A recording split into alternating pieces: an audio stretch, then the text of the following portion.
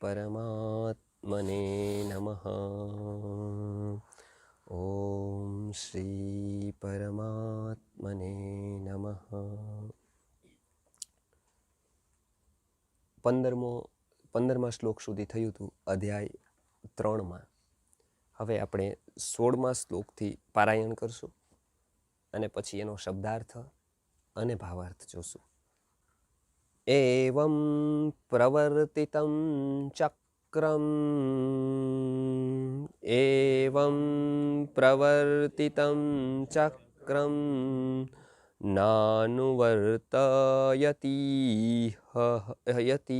हयः नानुवर्तयति हयः नानुवर्तयति हयः नानुवर्तयति हयः अघायुरिन्द्रियारामो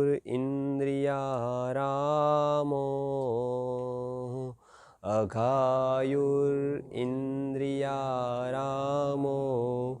मोघं पार्थ सजीवति मोघं पार्थ सजीवति.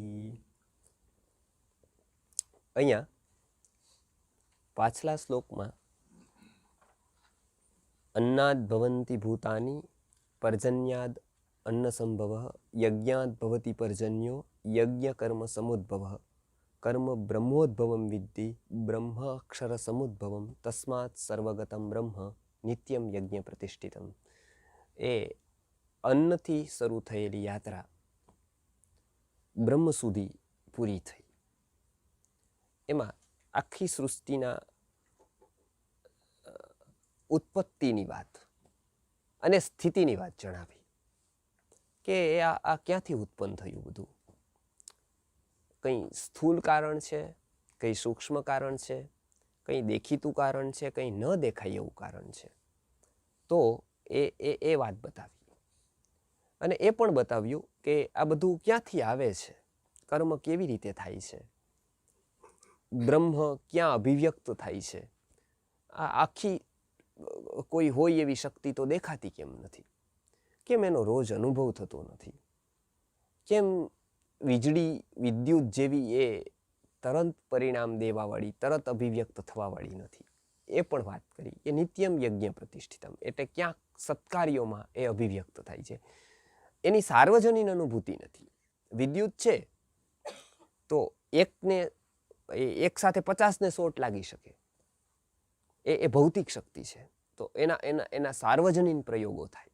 ભૌતિક શક્તિ છે તો એના સાર્વજનીન પ્રયોગ થાય કે એક સાથે 1000 ને 2000 ને એના સાર્વજનીન પ્રયોગ થઈ શકે. એટલે મન એ સ્વીકારી શકે, એક્સેપ્ટન્સ આવે. કેમ કે મન હંમેશા ટોળા ઉપર વિચારે, ક્વોન્ટિટીમાં વિચારતું રહે. કે કેટલાય લોકો માને છે તો સાચું હોય, ઘણા ફોલોવર છે તો 100% સાચું હોય, ફોલોવર નથી તો આ વાત ન એટલી વજનદાર ન હોય, બહુ લોકો જાય છે તો નક્કી કંઈક હોય, નથી જતા તો ન હોય કંઈ. આપણું મન હંમેશા સંખ્યામાં વધારે બિલીવ કરે, સંખ્યા જોઈએ. શું કામ? કેમ કે મનની દોડ ભૌતિકતા તરફ છે અને ભૌતિકતા એમાં જ માને છે. તો એટલે વિદ્યુતના સાર્વજનીન પ્રયોગ થાય, ભૌતિક શક્તિના સાર્વજનીન પ્રયોગ થાય. અધ્યાત્મના પ્રયોગ હંમેશા વ્યક્તિગત રહે, સાર્વજનીન ન થાય. એક સાથે 50ને સમાધિ ન લગાવી શકાય. એ લાગે એને જ ખબર પડે કે મને લાગી ગઈ. ફોટોસ 50ના પડી શકે. ફોટો સેશન લો હોય તો 50 જણાને સમાધિમાં લઈ જઈ શકાય, 50 જણા સમાધિમાં વહી જઈ શકે, પણ એ ફોટોમાં આવે. સમાધિમાં અંદર એ સૂતા છે, સમાધિમાં છે કે બેઠા છે કે ઢોંગ કરે જે ખબર ન પડે. તો અધ્યાત્મના પ્રયોગો સાર્વજનીન ન થાય, એ વ્યક્તિગત સ્તરે જ થાય. હા, વ્યક્તિગત સ્તરે અલગ અલગ પરિણામો આવે. એક જ વ્યાખ્યાન સાંભળતા, એક જ ધ્યાનનો પ્રયોગ કરતા બધાની અનુભૂતિ અલગ અલગ હોય. શોર્ટ બધાને જ સરખું લાગે, બધાને હાનિ કદાચ સરખી જ થાય. એનાથી વાળ સફેદ થવા, એનાથી જે શારીરિક હાનિ થવી, એનાથી પિત્ત વધવું અથવા ગરમી વધવી, એ બધું એક જ સરખું થાય. અધ્યાત્મમાં એવું ન થાય. કેમ કે અધ્યાત્મમાં બધાનો જ વિકાસ જુદો જુદો હોય. અધ્યાત્મમાં બધા જ સ્તરના લોકો હોય, કેમ કે એની આત્માની સ્થિતિ, એનું સ્તર એ વ્યક્તિ પોતે સમજતો હોય. વધારે ને વધારે ગુરુ સમજી શકે અને ભગવાન સમજી શકે, બાકી કોઈ બહારનો અહીંયા પરીક્ષક ન થાય. એટલે અધ્યાત્મનું સર્ટિફિકેટ કોઈ બીજો કોકને બીજાને આપે એવું બને નહીં. એ વ્યક્તિ કોઈ બીજી વ્યક્તિ એને કે આ આધ્યાત્મિક છે તો એવું બને નહીં. એ અનુમાન હોઈ શકે, એનું અનુમાન હોઈ શકે કે આ આધ્યાત્મિક છે. શું કામ? તો કે એ સાર્વજનીન શક્તિનો અનુભવ નથી. એટલે એમને કીધું કે નિત્યમ યજ્ઞ પ્રતિષ્ઠિતમ. કોક જગ્યાએ એનો અનુભૂતિ થાય છે અને જીવનના કોક એવા એવા રહસ્યમય લોકમાં, એ ક્યારેક એવી પળોમાં એની અનુભૂતિ થતી હોય છે. પણ એ પળો બહુ ઓછી હોય છે જીવનની, અને એ પળોમાં આપણે વાસ્તવમાં એ જ પળો જીવતા હોઈએ છીએ, બાકી બધા જીવતા નથી હોતા. એટલે કબીરજી એ જ કહે છે કે કબીરા દર્શન સંત કે સાહિબ આવે યાદ, લેખે મેં હો વહી ઘડી બાકી કે દિન બાદ. કે કબીરા દર્શન સંત કે સાહિબ આવે યાદ, કે એ સંત કોણ છે? તો કે કબીરા દર્શન સંત કે સાહિબ આવે યાદ. એમાં એવું ક્યાંક થાય કે પરમાત્માની ઝલક દેખાઈ જાય, એ યાદ આવી જાય. એવું લાગે કે કંઈક જીવનમાં ખૂટી જાય છે, કંઈક ખૂટે છે, કંઈક એવી અજ્ઞાત શક્તિ તરફ જો મન ઢળે તો લેખે મેં હે વહી ઘડી બાકી કે દિન બાદ. બાકીના બધા દિવસો અહીંયા પહોંચવા માટેની યાત્રાના હોય. અહીંયા પહોંચવું આ એક લક્ષ્ય હોય, આ એક યાત્રાનો મુકામ હોય, અથવા તો આ યાત્રાનો લક્ષ્ય હોય. તો અહીંયા એક વાત કરી કે આ આખું કેવી રીતે ચાલે છે? તો અહીંયા ભગવાન કહે છે કે આ ચક્રાકાર ચાલે છે. એવમ પ્રવર્તિતમ ચક્રમ. આજે મેં બતાવી, અન્નથી મનુષ્ય થયો, કાં તો અન્નથી જીવો થયા, જીવોથી પાછા જીવો થયા, જીવોથી પાછા આ થયા, પછી અંતમાં એ આવી રીતે બન્યું. નિત્યમ યજ્ઞ પ્રતિષ્ઠિતમ એવમ પ્રવર્તિતમ. કર્મ ક્યાંથી ઊભું થયું? બ્રહ્મથી ઊભું થયું. પછી શું થયું? જ્ઞાન થયું. પછી શું થયું? ઈચ્છા થઈ. પછી શું થયું? કૃતિ થઈ. પછી શું થયું? શરૂ થયું બધું જ. એટલે આ સંસાર આખો છે એ કેવી, એ શું છે? તો એ ભગવાન કહે છે કે એવમ પ્રવર્તિતમ ચક્રમ. આ ચક્રાકાર ચાલે છે. જીવનમાં એક જોશો તો વિજ્ઞાન એવું માને છે કે સીધી લીટીમાં જવું, આગળ જવું, એને પ્રગતિ કહેવાય છે. પ્રગતિ મીન્સ ટુ ગો અહેડ. આગળ જાઓ, આગળ જાઓ, આગળ જાઓ. આધ્યાત્મવિદો જેને સૃષ્ટિના રહસ્યનો કંઈક બોધ થયો છે, અને આજે તો વૈજ્ઞાનિકો પણ એ સ્તરે આવ્યા છે, એ અનુભૂતિ આવ્યા છે, એ નિર્ણય ઉપર આવ્યા છે કે જગતની બધી જ ગતિ ચક્રાકાર હોય છે. એક જ્યાં વ્યક્તિ શરૂ કરે છે ને ત્યાં પાછો પહોંચી જાય છે વ્યક્તિ. એટલે એક ચક્ર છે. આમ ગતિ નથી બધાની. એટલે ખગોળમાં જુઓ તો બધા જ ગ્રહો છે એ ચક્રાકાર ફરે છે. સૂર્ય છે એ જ્યાંથી ઉગે છે ત્યાં જ પાછો બીજે દિવસે આવી જાય છે. જ્યાં એનો અસ્ત થાય છે ત્યાં જે બીજે દિવસે અસ્તાચળે હોય છે, એ ગોળ ફરીને પાછો ત્યાં જ આવે છે. ચંદ્ર પણ એવો જ છે, બીજા ગ્રહોનું પણ એવું જ છે. તો બધી જ ગતિ જેટલી પણ છે એ બધી જ ગોળાકાર છે. એટલે આપણે એને ચક્ર કહીએ છીએ. ત્યાં ચક્ર શબ્દ વપરાય છે કે એ ગોળાકાર બતાવે છે. એટલે જેટલી પણ ગતિ છે એ બધી સૃષ્ટિના જેટલા તત્વો છે એ બધાની ગોળાકારે રહી છે. અહીંયા ભગવાન કહે છે કે જેમ ખગોળના ચંદ્ર સૂર્યની ગતિ, બીજા ગ્રહોની ગતિ ગોળાકાર છે, એ રીતે જીવનની પણ ગતિ ગોળાકારમાં છે. વ્યક્તિનું એક જ સરખું જીવન સમાંતર લાઈને આગળ નથી વધતું, એ ગોળાકાર હોય છે. એટલે આપણે ફેરો એવો શબ્દ આવડે છે. આપણે એમ કહીએ 84નો ફેરો છે, 84 લાખ યોની, 84માં ફેરા ફરવાના છે, ફેરા છે. શું કામ એવું કહીએ છીએ? એ ગોળ બતાવે છે, એ ગતિ બતાવે છે કે એ ગોળાકારે છે. એટલે વ્યક્તિ જન્મથી શરૂ થાય છે ત્યાંથી લઈને જોજો બાળક છે તો બાળક પછી ધીમે ધીમે યુવાન થાય છે, ત્યાં સુધી એનું વિકસિત અવસ્થા હોય છે. જ્યારે વૃદ્ધ થાય છે ત્યારે કરીબ એ બાળક જેવો થઈ જાય છે પાછો. વ્યક્તિ વૃદ્ધાવસ્થામાં આવે ત્યારે વળી પાછી બાલ્યાવસ્થામાં આવતી હોય એવું લાગે છે. કેટલોક સ્વભાવ એનો બાળક જેવો થઈ જાય છે. એટલે એને બાળકોની સાથે વૃદ્ધોને વધારે ગમે છે. એટલે જ માતા પિતા કરતાં દાદા દાદી સારા લાગવા, એની સાથે કંપની સારી હોય, એનું કારણ એવું છે કે બંને એક ટાઈપની સાયકોલોજી, બંને તરફના વ્યક્તિત્વ થઈ જાય છે. માતા પિતા બાળકના છે યુવાન વયે એ જીવનની એક અવસ્થાએ ઊભા છે. એમના માટે બાળકની કેટલીક ચેષ્ટા વ્યર્થ છે. વ્યક્તિ જ્યારે વૃદ્ધાવસ્થાએ પહોંચે છે ત્યારે પણ એવું જ થાય છે, લગભગ બાળક જેવી એની ચેષ્ટા થતી જાય છે. બાળક જેમ કેટલીક વ્યર્થની વાત કરે છે એમ એ પણ કેટલીક વ્યર્થની વાત કરે છે. બાળક કેટલીક વાર બહુ નાનું નાનું વિચારે છે, એમનો પણ એવો સ્વભાવ થઈ જાય છે. બાળક રમકડા માટે જીદ પકડી લે છે, આ પણ જીદ પકડી લે છે. શેના માટે?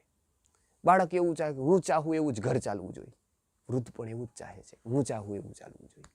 બાળક એવું ચાહે કે મારું માનવા જ જોઈએ બધા. હું આવડો મોટો વ્યક્તિ આજ ઘરમાં જન્મ્યો, મારો એટલે એને એટલો અહંકાર હોય છે બાળકને, મારું શું કામ ન માને. એ રીતે વૃદ્ધને પણ એ અહંકાર ફલિત થઈ છે. ગરીબ ગરીબ વ્યક્તિની જીવન યાત્રામાં બાળલા અવસ્થા પાછી વૃદ્ધાવસ્થામાં આવતી હોય છે. એટલે જ આપણે ત્યાં એની બહુ સૂક્ષ્મ માનસનું અવલોકન કરેલું છે કે વૃદ્ધની સ્થિતિ કેવી હોય. એનું બહુ ચરિત્ર ચિત્રણ બહુ સરસ રીતે આપણા ગ્રંથોમાં, ખાસ કરીને મહાભારતમાં, રામાયણમાં, કે વૃદ્ધની સ્થિતિ કેવી થઈ જાય છે અંતે. એટલે જો એ વિકસિત અવસ્થાની મનુષ્ય જીવનની હોત તો પછી યુવાન અવસ્થાથી પછી થઈ શકતી હોત. એટલે જ યુવા અવસ્થામાં જાગવાની વાત કરેલી છે. યુવા સ્યાત સાધુ યુવા અધ્યાયક. કોઈ ક્રાંતિ યુવા અવસ્થામાં જ ઘટી શકે છે. અને એક ક્રાંતિનો બદલ જો યુવા અવસ્થામાં થઈ ગયો તો વૃદ્ધાવસ્થા એક પક્વ ફળની રૂપે ખીલી દે છે. એક કમળ જેવી રીતે ખીલે એવી રીતે જીવન પુષ્પ ખીલી જાય છે. પરંતુ એ સાધારણ પરિસ્થિતિમાં એવું નથી બનતું. એટલે બાલ્યાવસ્થા અને વૃદ્ધાવસ્થા એક સરખી હોય છે. ત્યારે મનુષ્યનું જીવન એ ચક્રાકારે ચાલે છે. એટલે જે પણ આપણે ત્યાં વાત કરી કે એ વિકાસક્રમ કેવો હોય છે, તો બાકી બધાની જેવી રીતે ગોળ ગતિ છે, ચક્રાકાર ફરે રાખે છે બધું, એવી રીતે મનુષ્ય જીવનમાં પણ તમે જોશો તો બાળકની સ્થિતિ છે એ આત્મરતિની છે. સૌથી પહેલા ગર્ભાવસ્થામાં આવે છે ત્યારે અરતિની છે. એને કંઈ જોઈતું નથી, અરતિ છે. એને કંઈ ખબર નથી, એક અવસ્થા જ છે, માત્ર એનું એક્ઝિસ્ટન્સ છે, વધારે કંઈ નથી. ગર્ભમાં છે ત્યારે એનું એક્ઝિસ્ટન્સ છે, ત્યારે એ ખુશ પણ નથી, એ ગમગીન પણ નથી, એક માત્ર એક્ઝિસ્ટન્સ છે એનું. એ અબુધ અવસ્થા છે, એટલો જ ફરક છે.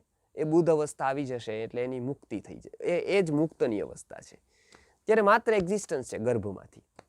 હવે ગર્ભમાંથી જ્યારે બહાર આવ્યા, ગર્ભમાંથી જ્યારે કોઈ બહાર આવે ત્યારે હવે જોશો નાનું બાળક એ છે ને, એને રમકડા તો બહુ પછી જોઈએ છીએ, શરૂઆતમાં એને કંઈ નથી જોતું. એ છે ને એ એકલું એકલું હસે છે, એકલું આનંદિત થાય છે. એને શું છે, એકલું એકલું હસે છે, એકલું એકલું મલકાય છે. એને આત્મરતિ કહે છે. એને બીજાની યારે કંઈ લેવા દેવા નથી, એને કંપની જોતી નથી, એનો ટાઈમ પાસ નથી થતો એટલે બધા છોકરાઓને ભેગા નથી કરતો, ચાલો અત્યારે ટાઈમ કાઢવો ક્યાં, એવું નથી કરતો. એ એકલો એકલો જ એ હસે છે, મલકાય છે, બધું એકલું. એને આત્મરતિની અવસ્થા કહે છે. પહેલા અરતિ હતી, પછી આત્મરતિ થઈ. એટલે અહીંયા ચક્ર અહીંયા આવી ગયું.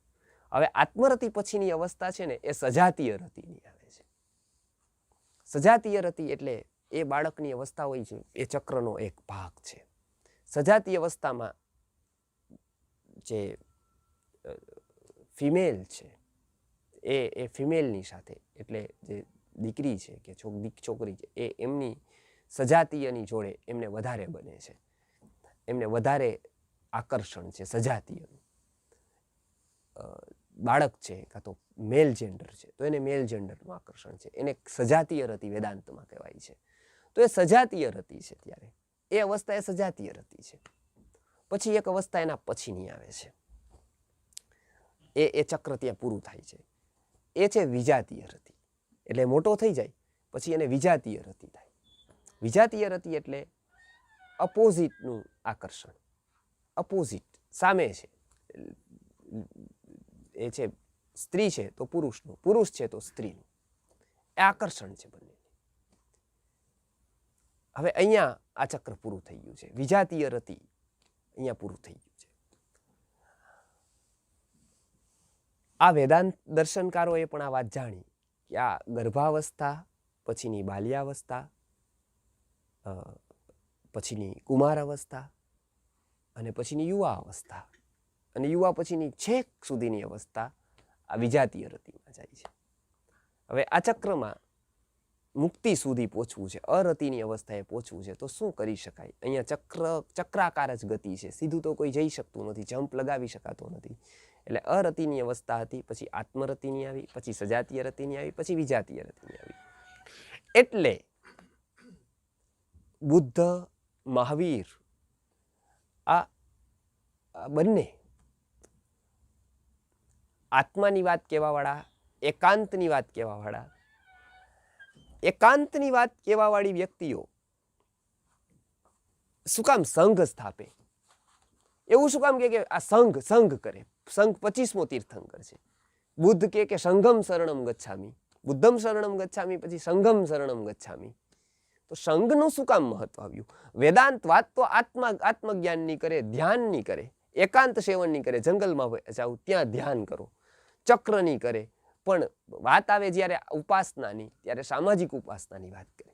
ત્યારે એવું કે નહીં, વિકાસ તો કે સામાજિક, પ્રવચન કરવું હોય તો કે લોકોની વચ્ચે કરો, વધારે ભેગા થાય તો વધારે પુણ્ય થાય, બીજાને 5ને કહો તો વધારે તમને લાભ થાય. એવું શું કામ કે? એટલે એમને લોકો ભેગા કરીને એવોર્ડ લેવો છે કે લોકોને ભેગા કરીને શું કરવું છે એમને? એક બાજુ કે નહીં, જનકૃપા નૈષ્ઠુર્યમ મૃત્સૃજ્યતા, જનકૃપા નહીં જોઈએ, એકાંતમાં જ બોધ થાય છે. જેને જેને બોધ થયો એ એકાંતમાં થયો છે. એ 25 જગ્યાએથી જ્ઞાન નથી મળ્યું, એને એકાંતમાં ગયો ત્યારે પોતાનામાંથી જ આવ્યું છે. પણ હા, એને ત્યાં પહોંચાડવામાં 25ની સહાયતા અવશ્ય છે. એટલે તો શું કામ સમાજનું આટલું મહત્વ આપે છે વેદાંતકાર? એ સમાજ સામાજિક નથી, એ સોશિયલ નથી, એ સ્પિરિચ્યુઅલ, એ આધ્યાત્મિક હોવા છતાં પણ સમાજનું શું મહત્વ છે એ વેદાંતનું રહસ્ય અહીંયા ખુલ્લું થાય છે. કેમ કે આ ચક્રાકાર ગતિ જે ભગવાન કહે છે, એવમ પ્રવર્તિતમ ચક્રમ, એટલે બધી જ ગતિઓ ચક્રાકાર હોય છે. એટલે પહેલી ગતિ આપણે જોઈ ગર્ભાવસ્થાની, એ અરતિની અવસ્થા છે. પછીનું આવનારી બાળલ્યાવસ્થા આ આત્મરતિ છે. બાળક એકલું રમે છે, મલકાય છે, ખીલે છે, કોઈ જરૂર નથી એને. હવે એક ઉપર જાય છે, જેમ જેમ એ મોટું થતું જાય છે એમ જરૂરત એની વધતી જાય છે. એટલે અહીંયા મોટાઈનો અર્થ વધારે જરૂરિયાત હોય એવું થાય છે, જ્યારે વેદાંતમાં જરૂરિયાત ન હોવી એ મોટો વ્યક્તિ ગણાય છે.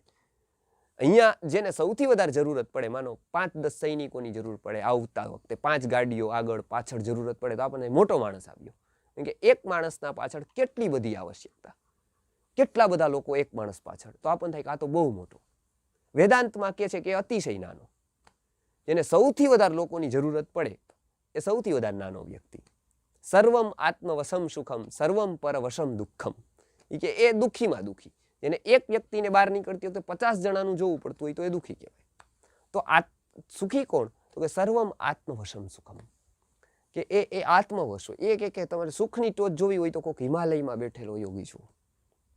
કદાચ એને ખબર જ નથી, કદાચ એનું કંઈ નથી, એ કદાચ ચાલી જશે તો કોઈને કંઈ લેવા દેવા નથી, અને એને પણ કોઈને યાર લેવા દેવા નથી. ઉત્તમ કક્ષા તો એ ઘટિત થાય, ત્યાં સુધીની બધી જ યાત્રા થાય.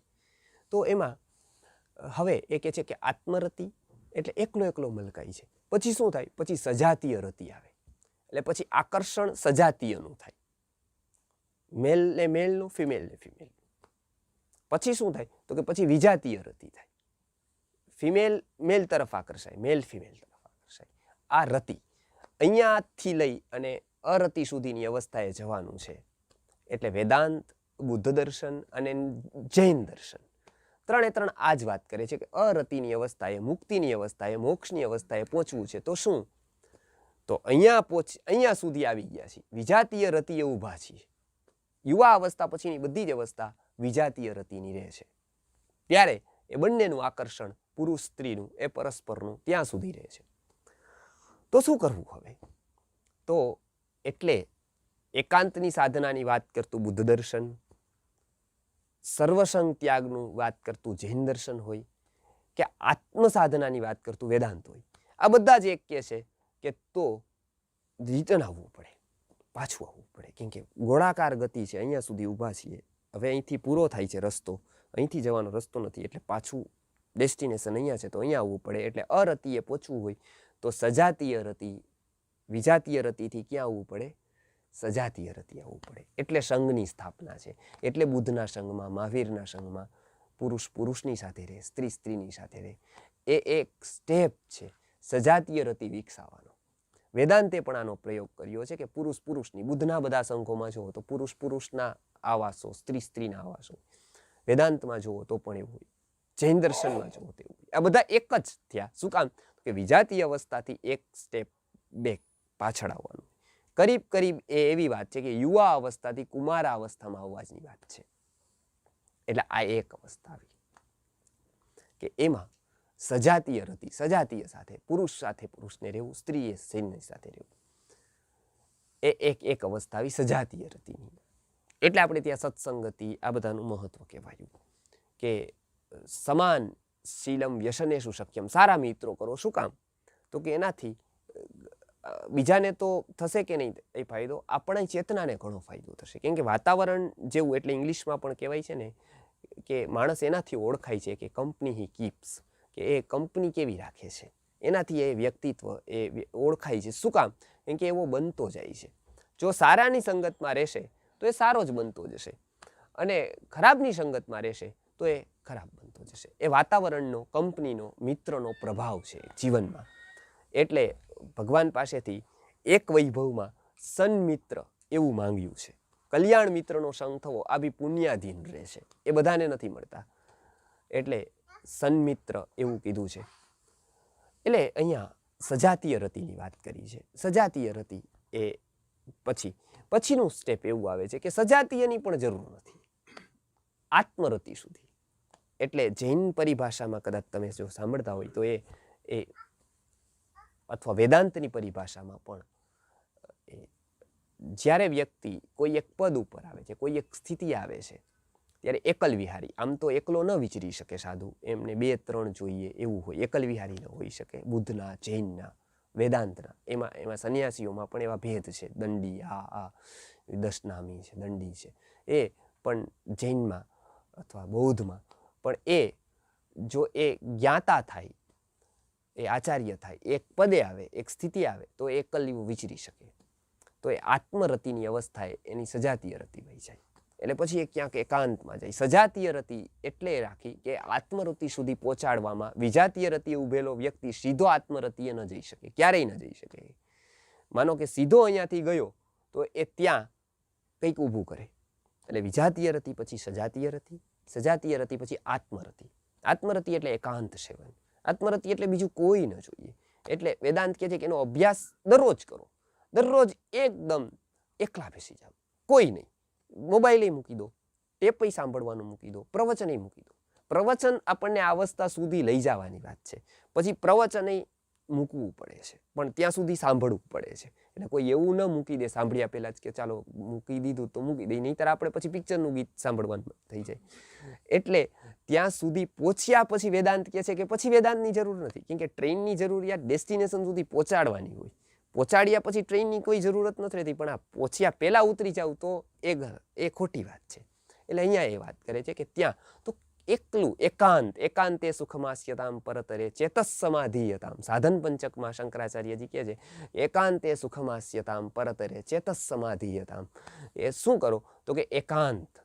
બસ. એટલે એકાંત એટલે અત્યારના જેવી રીતે અર્થ નથી કે ક્યાંક જવું કોઈ ત્યાં અને ત્યાં 10-15 દિવસ ગાળી આવવા અથવા તો ત્યાં રજા પૂરી કરી આવી, એ એકાંતની વાત નથી. આ દરરોજ એકાંતની અહીંયા વાત થાય છે. અથવા અઠવાડિયે અથવા 10 દિવસે, 15 દિવસે, જ્યારે પણ સમય મળે ત્યારે પોતાની સાથે બેસવું.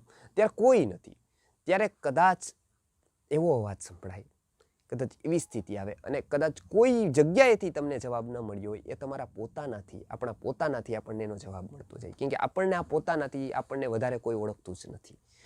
આત્મનિરીક્ષણ એટલે વેદાંતમાં બહુ મોટો પ્રકલ્પ આવ્યો છે, ઇન્ટ્રોસ્પેક્શન. આત્મનિરીક્ષણ બહુ જરૂરી હોય છે. ત્યારે વ્યક્તિને એકાંત સેવનની જરૂર હોય છે. ત્યારે જ એ આત્મરતિની અવસ્થાએ આવે છે. ત્યાં સુધી એની આત્મરતિ, વિજાતીય રતિ, સજાતીય રતિ અને પછીની અવસ્થાએ આત્મરતિ છે. આ પણ બહુ મોટી ચાલે છે. એટલે વેદાંતે આના ઉપર ખૂબ વિચાર કર્યો છે કે આત્મરતિ એ વ્યક્તિ ક્યારે પહોંચે. બધું મૂકીને હરિદ્વાર જાય, કનખલમાં જાય તો આત્મરતિ એ પહોંચે કે ના? ત્યાં કેટલાય લોકો જાય છે. કાશીમાં અમે હતા ત્યારે કેટલાક લોકો મરવા આવે ત્યાં. કેમ કે એને સાંભળ્યું હોય આખી જિંદગી કે કાશી મરણાન મુક્તિ, એટલે કાશીમાં કોઈ મરણ પામે તો સીધી મુક્તિ મળી જાય. કોઈ કહે કે તારક મંત્રનો ઉપદેશ કરે તો મુક્તિ, કેટલાક કરવત મુકાવાનું થયું તો બંધ થઈ ગયું. ત્યાં તમે જશો તો એ વચ્ચેના કાળે આવેલી વાત છે. એટલે કાશી એ મરે કોઈ તો મુક્તિ થાય એવું ન હોય, કેમ કે ઘણા ગધેડા અને ઢોરઈ કાશી મરે જ છે બધા લોકો, અને એ થોક બંધ મરે છે, અને સૌથી વધારે કદાચ ત્યાં મરતા હશે. તો એનાથી મુક્તિ થાય એવું નહોતું, પણ કાશીનું વાતાવરણ એક સમયે દિવોદાસે એવું કર્યું હતું કે એવું થતું હતું કે ત્યાં જઈને વ્યક્તિ ભાગ્ય જ એવો હોઈ શકે કે આત્માથી અજાણ રહે. ત્યાં પહોંચી ગયો તો ભાગ્ય જ એવો વ્યક્તિ હોય કે એ મૂર્છિત રહી શકે, એ જાગી જ જાય ત્યાં જાય. એટલે એવું થયું હતું કે એક સ્થળ એવું બનાવ્યું હતું કે ત્યાં જોઈને ભૌતિકમાં આપણે એવું બનાવીએ કે એક સ્થળ એવું હોય કે હેરિટેજ, એક ત્યાં હોટેલો જ હોટલો હોય, એક સ્થળ એવું હોય કે ત્યાં તમને જે માગો એમ સ્વર્ગ જેવું હોય, જે માગો, જે સુવિધા જોતી હોય. દિવોદાસે એવું વિચાર્યું હતું કે એક સ્થળ એવું કેમ ન હોય કે જે વિદ્યા જોતી હોય એ મળે ત્યાં, જે તમારે ધ્યાન હોય, જે પણ અધ્યાત્મનું સ્પિરિચ્યુઅલ એક એવું કેમ ન હોઈ શકે સ્થળ. એમના માટે એમને એક કદાચ રાજા એવા થયા, કદાચ ઇતિહાસ આખામાં મનુષ્ય જાતિનો ઇતિહાસ અત્યાર સુધીનો વાંચી લઈએ તો એવી એક વાત ભેગી થઈ ગઈ કાશીરાજ દિવોદાસ ધન્વંતરીમાં, એમને બધી જ વિદ્યાઓ એક જગ્યાએ લઈ આવી દીધી. એવું એક સ્થળ કેમ ન થાય કે એ બધી જ વાત એક જગ્યાએથી મળી શકે, એ વારાણસી છે. એટલે વારાણસીને અપવાદ રૂપે રાખવામાં આવ્યું બધા જ ખંડમાંથી. આ તમે વાંચશો વારાણસી અપવાદ રૂપ કેમ આવી ગયું, કાશ્યામ મરણાન મુક્તિ એવું કેમ કહેવાયું, તો એની પાછળ કાશીરાજ દિવોદાસ ધન્વંતરી છે, એની હમણાં જન્મ જયંતિ આવે છે, તો એનું બહુ મોટું એમાં તપ, એમની બહુ મોટું આયોજન હતું. એટલે અહીંયા આત્મરતિ માટે એવા સ્થળોએ જવું કે જ્યાં આત્મા સુધી આપણે પહોંચી જઈએ. એટલે એકાંત સેવન એમાં ખૂબ જરૂરી છે. એ આપણને ઘણી વાત એકાંતમાં આપણને સમજાઈ જતી હોય છે. એટલે એકાંત સેવન જરૂરી. અને પછીની જે અવસ્થા છે એ અરતિની આવે છે. જે ગર્ભાવસ્થાની હતી ત્યાં જ વ્યક્તિ પહોંચી જાય છે પાછો. અરતિની અવસ્થામાં એવી છે કે એમાં બુદ્ધ અવસ્થા નથી, એમાં ખાલી ખબર નથી એને, અને મુક્તા અવસ્થામાં એટલી છે કે એને ખબર છે. એટલે જેમ અરતિ, પછી આત્મરતિ, પછી સજાતીય રતિ, અને પછી વિજાતીય રતિ રિટર્ન થાય. વિજાતીય રતિથી પછી ચાલે તો સજાતીય રતિ, એટલે સંઘમાં રહેવું, સારી રીતે રહેવું, સમાજમાં રહેવું, અને પછી સજાતીય રતિ પછી આત્મરતિ એટલે કે એકાંતમાં રહેવું. એટલે આપણે ત્યાં વાનપ્રસ્થ હતો, એનો બહુ વિચાર કર્યો છે કે વાનપ્રસ્થ શું કામ આપ્યો. વાનપ્રસ્થો એ કેવું કરવું જોઈએ, નહીંતર એમને ખબર છે કે એ મોટા પ્રશ્નો આ અવસ્થાએ થશે. આ અવસ્થાએ મોટા ભાગની મેં એમ કીધું કે હંમેશા વેદાંતમાં કીધું કે બાલ્યાવસ્થાથી વૃદ્ધાવસ્થાનું ચક્ર ફરે છે, ત્યારે વૃદ્ધાવસ્થામાં પાછો સ્વભાવ બાલ્યાવસ્થા જેવો જ થાય છે. એટલે એ તકલીફ ન પડે એટલે એને વાનપ્રસ્થનું કીધું. એકાંત સેવન, 50 પછી લોકોને એકાંત સેવનની વાત કરી કે એકાંત સેવન કરવું. 50 વર્ષ પૂરા થાય, 55 પૂરા થાય પછી વ્યક્તિએ આમાંથી ધીમે ધીમે છોડતું જવું. એ ધીમે ધીમે જ છૂટશે, કોઈ દિવસ એક સાથે કોઈનું નહીં છૂટે. છોડવા પ્રયત્ન કરશે તો પણ નહીં છૂટે. એટલે ધીમે ધીમે છોડતું જવું. એટલે શનૈ શનૈ ઉપપરમેદ્ય બુદ્ધ્યા ધૃતિ ગૃહીતયા, એવું ભગવાને ગીતામાં પણ કીધું કે શનૈ શનૈ ઉપપરમેદ્ય બુદ્ધ્યા ધૃતિ ગૃહીતયા આત્મસંસ્થમ મનઃ કૃત્વા ન કિંચિદપી ચિંતયેત. ધ્યાન કેવું કરવું, તો એને કીધું પહેલા છોડવાની શરૂઆત કરો, ધ્યાનની વાત પછી. અત્યારે લોકો શું કરે છે, ધ્યાનની શિબિરમાં જાય, ત્યાંય પકડવાવાળા જ બેઠા હોય. જો કે એટલે આને છોડવાનો વારો જ નથી આવતો, કે જે આને કંઈક છોડવાનું હોય તો એને પકડવાનું છે, જે આને છોડવાનું છે. એટલે એકબીજાને લેતી દેતીનો વ્યવહાર છે ત્યાં. તો કે આને કંઈક મૂકવું છે, કંટાળી ગયો છે, તો કે ધ્યાનવાળા કે અમને દઈ દો સાચવવા માટે, અમે બેઠા જ છીએ. તો એ ધ્યાન કરાવે ત્યાં કંઈક લઈને એને. એટલે તો એ ધ્યાન નથી. ભગવાન કહે છે કે કંઈક છોડે. શનૈ શનૈ ઉપપરમેદ્ય બુદ્ધ્યા ધૃતિ ગૃહીતયા, કે આવી રીતે શનૈ શનૈ છોડવાની શરૂઆત કરો. એ 1 દિવસ 10 દિવસ નથી. એ અનુભૂતિ ધ્યાનની ક્યારે આવે, તો કે જીવનમાં તમે થોડું 1 કલાક એવો કાઢો કે ત્યારે કોઈ નથી, ત્યારે નથી કોઈના કંઈ નથી. આપણે એમ કહીએ ને કે પત્નીને ટાઈમ આપવો જોઈએ, સાસુને આપવો જોઈએ, સસરાને આપવો જોઈએ, સામાજિક જવાબદારી હોય તો સમાજને આપવો જોઈએ. લોકો ઘણા ફ્રી હોય 2 કલાક તો સમાજને સેવા આપવા માટે મેરેજ બ્યુરોમાં જાય, ક્યાંક બીજી જગ્યાએ જાય, અનાથ આશ્રમમાં 2 કલાક કાઢી આવે. વેદાંત કહે છે કે પહેલી જવાબદારી પોતાને ટાઈમ આપવાની છે. એ કદાચ વ્યક્તિ પૂરી ન કરે તો કોઈ પણ જવાબદારી ગમે તેટલી પૂરી કરે તો એ પૂરી કરેલી ગણાશે નહીં. પોતાને સમય આપવો આ પહેલી જવાબદારી, એ પહેલી પ્રાયોરિટી છે. એ યદી પૂરી નથી કરી તો બાકી જેટલી પણ કરી એનો કોઈ અર્થ નથી રહેતો. એવું વેદાંત અને ગુરુજી ખાસ એનું ઉદાહરણ આપતા હતા. એવું કહેતા હતા કે કોઈ સ્કૂલમાં પરીક્ષા હોય અને પરીક્ષા હોય ને કદાચ એ 2-3 વર્ષનો કોર્સ હોય, MBAનો કે MCAનો કે કંઈ પણ.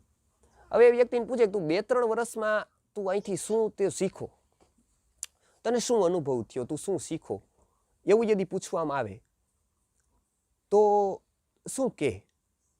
તો यदि એવું કહે કે મેં સ્કૂલમાં હું 2 વર્ષ ભણ્યો, મને અનુભવ થયો, એમાં એવો અનુભવ થયો કે સ્કૂલના દરવાજા કઈ કઈ જગ્યાએ છે, કેટલા છે મને ખબર છે, સ્કૂલની જમીન કેટલી છે મને બધી ખબર છે, આમાં શિક્ષકોનો સ્ટાફ કેટલો છે ખબર છે, નોકરો કેટલા છે ખબર છે, નોકરોનો પગારય ખબર છે, સ્કૂલના કેટલી દિવાલો છે એ ખબર છે, દિવાલ ઉપર શું છે એ ખબર છે, પાછળ શું લખેલું છે એ મને ખબર છે. તો એ પાસ થાય, એને સ્કૂલ પાસનું સર્ટિફિકેટ આપે? ન જ આપે. એમ કે એ તો કદાચ જાણ્યું તો બરાબર હતું, કદાચ ન જાણ્યું હોત તો માર્કમાં કંઈ ફરક ન પડત. એમ આપણે અહીંયા બધું જ જાણી લઈએ. આપણને ખબર છે કે ધોધ ક્યાં છે, એગ્રાનો સૌથી મોટો પર્વત કયો છે, સૌથી ધોધ ક્યાં મોટા છે, સૌથી વધારે જગતમાં શું જોવા જેવું છે, ક્યાં અમેરિકામાં શું છે, ત્યાં શું છે.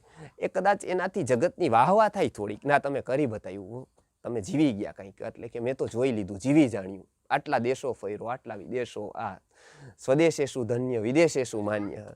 અને મોટા ભાગના એવોર્ડ એટલે જ અપાતા હોય છે કે જે વ્યક્તિ પોતાનાથી જેટલો દૂર જાય ને, જેટલો દાવ આત્માનો લગાવે એટલું જગત એને એપ્રિશિએટ કરે, કેમ કે જગતને એ જ જોઈ છે. જગતને કોઈ એક વ્યક્તિ પોતાના તરફ જાય એ જેવું જગત નથી ઈચ્છતી, કેમ કે એ જગત માટે નકામો થઈ જાય છે, એટલે એવું એ નથી ઈચ્છતી, એટલે એમાં બાધાઓ પૂરી કરે.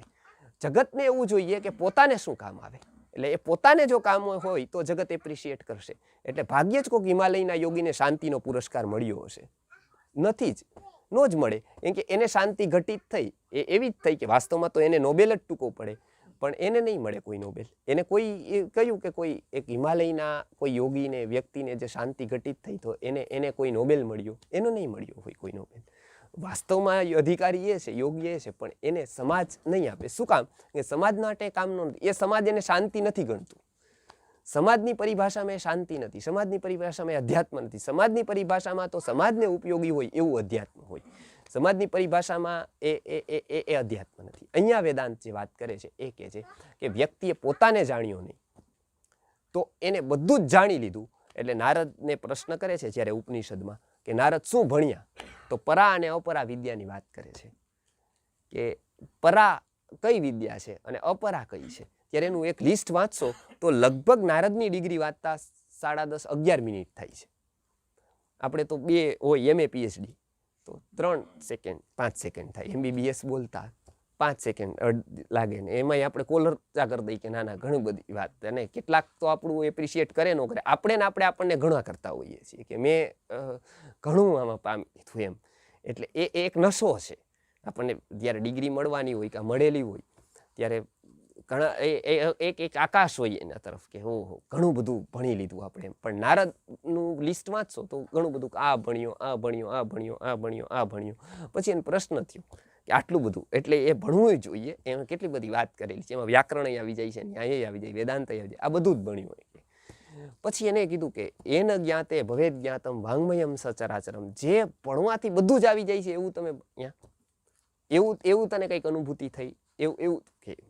એટલે એને ઉપનિષદમાં આ વાર્તા રૂપે શરૂ કરેલી છે. એને એ સમજાવવાનું છે કે વ્યક્તિ યદિ પોતાને નથી જાણતો, પોતાના માટે કંઈ નથી કરતો, પોતાના સુધી પહોંચવાનો પ્રયત્ન નથી કરતો, તો એ બધું જ કરીને પણ એની કંઈ કિંમત નથી રહેતી. એનો અર્થ એવો નથી કે બધું ન કરવું જોઈએ, પણ એનો અર્થ એવો છે કે બધું કરવા માટે પોતાનો દાવ ન લગાવવો જોઈએ. એ દાવ લગાવીને ન કરવું જોઈએ, પોતાને છોડીને ન કરવું જોઈએ. ત્યારથી શરૂઆત થાય છે. એટલે વેદાંતની શરૂઆત હંમેશા બીજાથી નથી, પોતાનાથી છે. એટલે હંમેશા કેન્દ્રમાં સમાજ નથી, આત્મા, પોતાનો આત્મા છે. એટલે એ એક વાત ભગવાને અહીંયા કીધી કે એવમ પ્રવર્તિતમ ચક્રમ, કે આ બધી જ ગતિઓ કેવી છે, તો એ ચક્રાકાર છે. એટલે જીવનમાં જોજો કોઈ વાર સુખ આવી જાય, એ એકદમ ટકે નહીં, એ પાછું દુઃખ આવે છે, અને દુઃખ આવ્યા પછી એ પણ ટકે નહીં, પાછું સુખ આવે. પાછું બહુ ટાઈમ સુખ ન ટકે, કેમ કે આ જગતની ચક્રી જે ગતિ છે ને એ ચક્રાકાર જ છે. એટલે ગમે તેટલો દુઃખી માણસમાં એક એવી વાત હોય કે જે સુખ આપનારી હોય, એટલે જે જીવી શકે. અને કેટલો બધો સુખી માણસ હોય એમાં એક વાત એવી હોય કે જે દુઃખ હોય. શું કામ? તો કે બેલેન્સ હોવું જોઈએ, નહીંતર એ બેલેન્સ ન રાખી શકે મનનું. જો એકય દુઃખ ન હોય ને તો વ્યક્તિ સુખમાં પાગલ થઈ જાય. વ્યક્તિનું સ્વભાવ વ્યક્તિનો એવો છે કે અતિ સુખ એ સહન નહીં કરી શકે, એમ અતિ દુઃખ સહન નહીં કરી શકે. એટલે કુદરતે એવો ક્રમ રાખ્યો કે સુખ દુઃખ અનુવર્તતે, સુખ પછી દુઃખ, એ જ ક્રમ એવો છે.